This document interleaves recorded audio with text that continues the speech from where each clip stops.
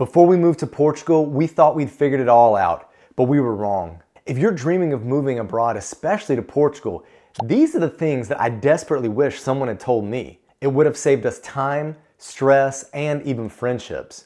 When we first moved to Portugal in 2020, the rules for the non-habitual tax regime saw retirees paying 0% tax on their pension income for 10 years. Then in 2021, they changed that to 10%.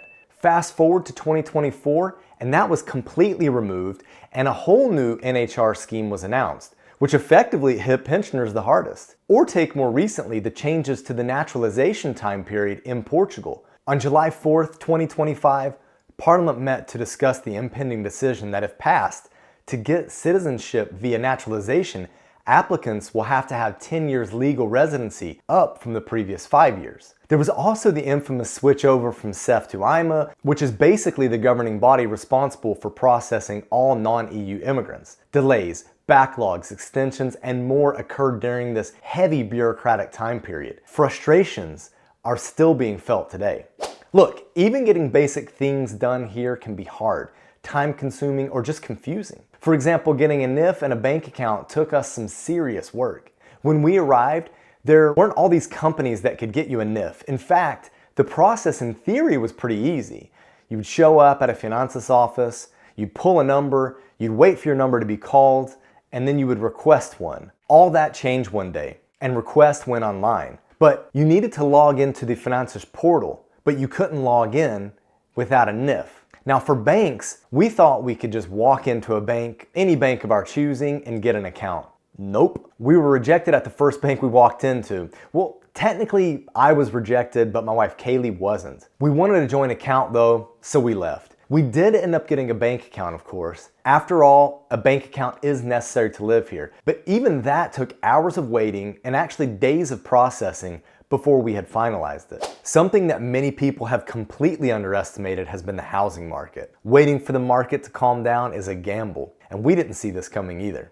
When we first arrived here in 2020, there were some serious deals to be had in hindsight. I'm talking about prices of like 700 to 1200 euros per square meter for something livable, but not fully renovated.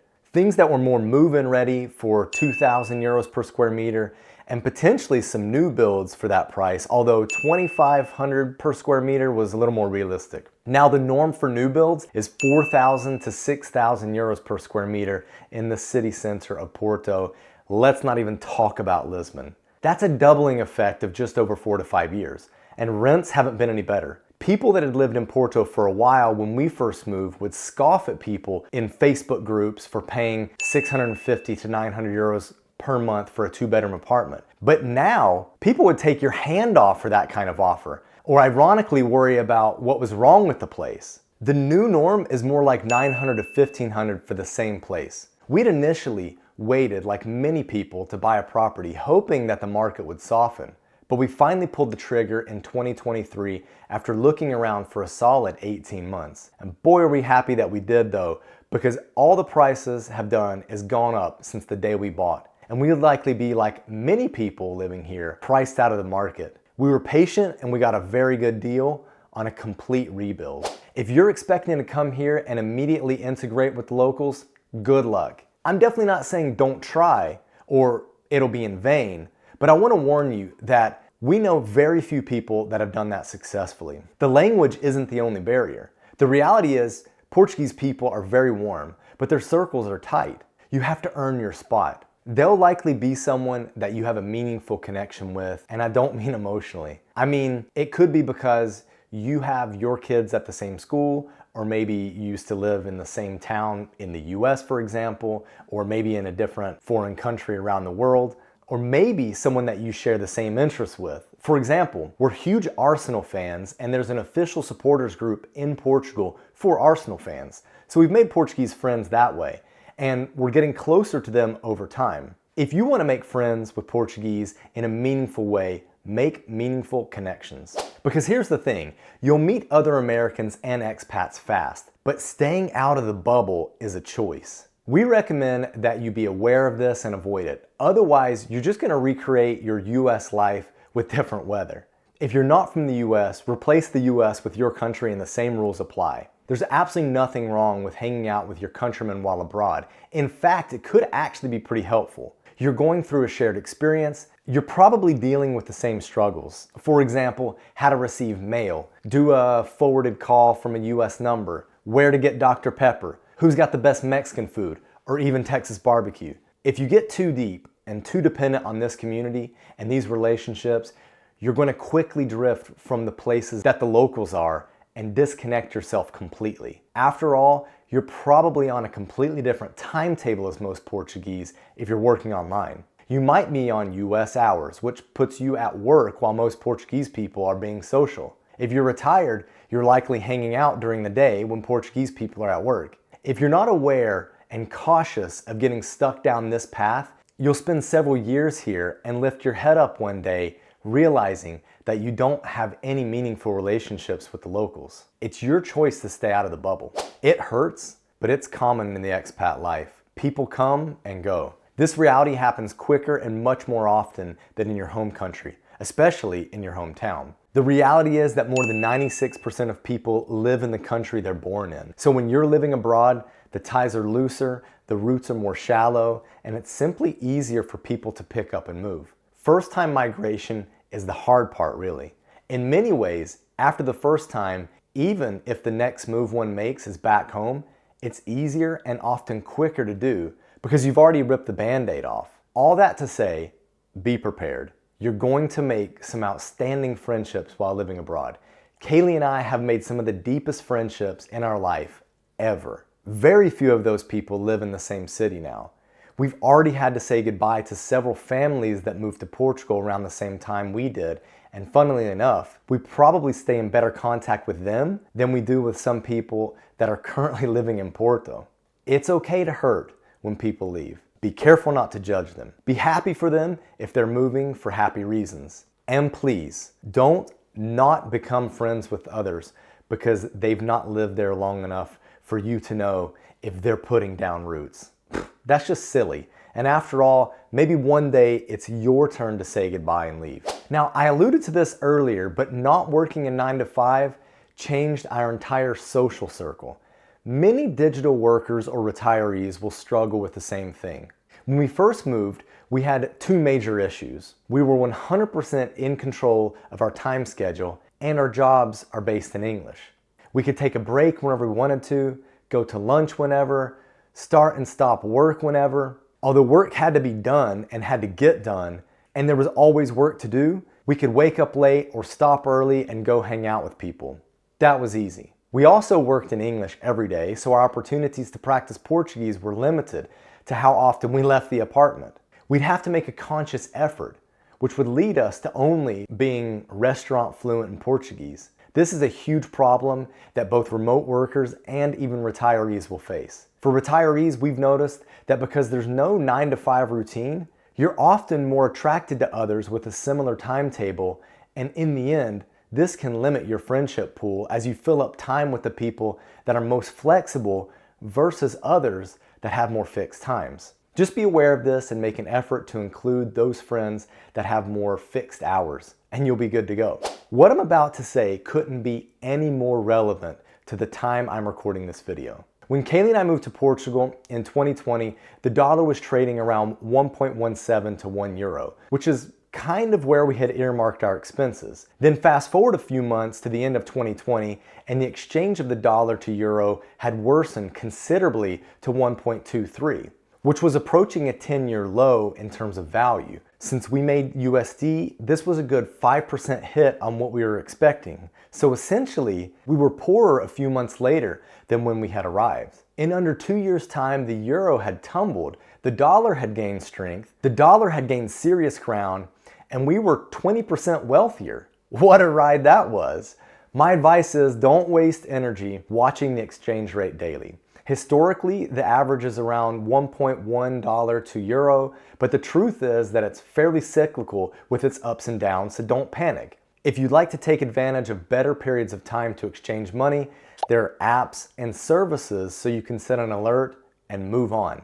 It is not worth the mental bandwidth to look at the exchange rates every day.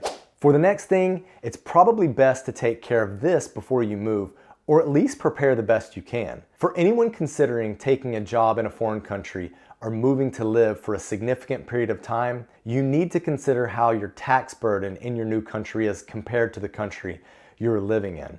In our case, we're talking about the US to Portugal. We didn't do a good job of estimating our taxes, and that was a mistake, but it wasn't as bad as we thought. We did know that we qualified for a tax incentive to move to Portugal. We didn't know if and how our income would qualify, and we also didn't know how much the US would tax us and how much Portugal wanted too. Fortunately, once we got here, we started networking and found out that many of the people we talked to didn't like their accountant, which meant finding a good one was a bit of a unicorn. In the end, we did get an accountant that we trust, and our taxes haven't been higher than advertised. After all, many people say that Portugal has high taxes, and while that's true, it's not on all of your income. It's a progressive scale. We hadn't looked at how we would be taxed in the progressive scale. Now, our strategy was to put our American tax preparer together with our Portuguese tax preparer so they could share information and make sure that we weren't at least being double taxed. Now, while we do pay taxes to both governments, it's nowhere near 48% and nowhere near as bad as we thought it would be. So basically, you need a tax strategy and a local accountant that comes recommended and that you can trust. If we've learned anything about our last nearly 5 years here in Portugal, is that expenses keep changing. You'll need to keep earning even while saving more. Portugal isn't free and life keeps happening, so don't coast. We arrived and surely overpaid for things because you don't know what you don't know. As you learn more, you know how better to reduce some costs that are unnecessary. You'll figure out that you don't need to go to El Corte Inglés, for example, for an item that you can actually find at a mid-sized supermarket. You'll also likely find better insurance plans or other ways of reducing costs. Maybe buying a house and getting a mortgage is a way better way to reduce your monthly housing costs over renting a premium place. But while you're learning how to save money, there's also lifestyle creep. Lifestyle creep is also known as lifestyle inflation. It's the gradual increase in expenses that often accompany a rise in income. It's when your expenses increase at the same rate or even faster than your earnings, potentially hindering your ability to save for the future or to reach financial goals. Essentially, you start spending more on non-essential items as your income grows without necessarily saving more. And over the past 5 years, there have been more businesses and interesting services that have come on the market. And without being aware of what these things are and what it might cost you, it can really impact your ability to sustain the lifestyle you're after. Now we need to address a difficult topic that in some ways gets easier with time, but not always. Because truth be told, losses hit differently when you live abroad.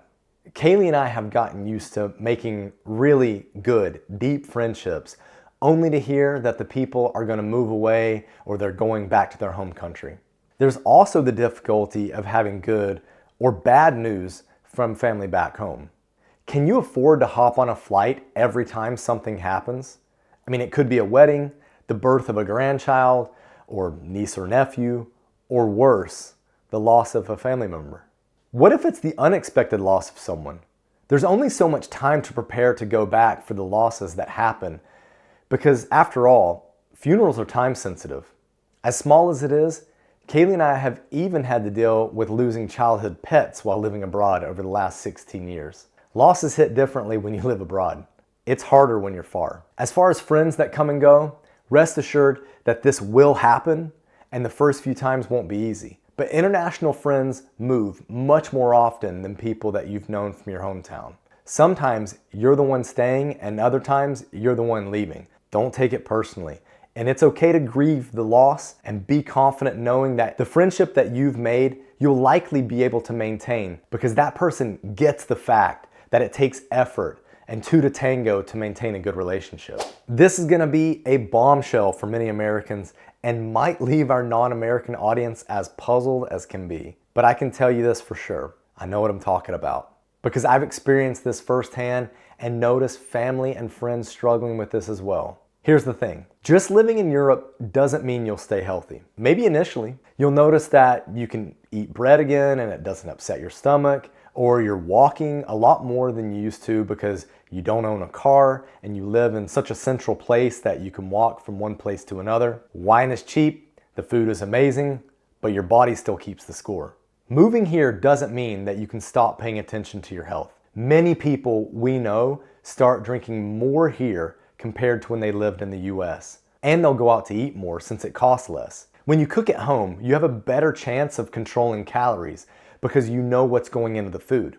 And when you go out to eat, you're leaving your fate in the hands of the chef. I personally hit the heaviest I've ever weighed in my life at 222 back in April due to neglecting to think about how I was eating and drinking on a weekly basis. It's been several months now of being much more mindful of my calorie intake and reducing my alcohol intake to only weekends, and I'm down nearly 20 pounds, so I'm halfway back to my ideal weight. We've grown so much since moving here, but man, if I had known just a few of these things, we could have saved ourselves a lot of stress. Portugal has been amazing, but it's real life. And if you're prepared for it, it can be one of the best decisions you've ever made. If you have some specific questions you'd like answered, Kalie can jump on a call with you by clicking the link below. And if you're seriously planning your life in Portugal, we've got another great video for you to watch next right here. Now, let's get moving.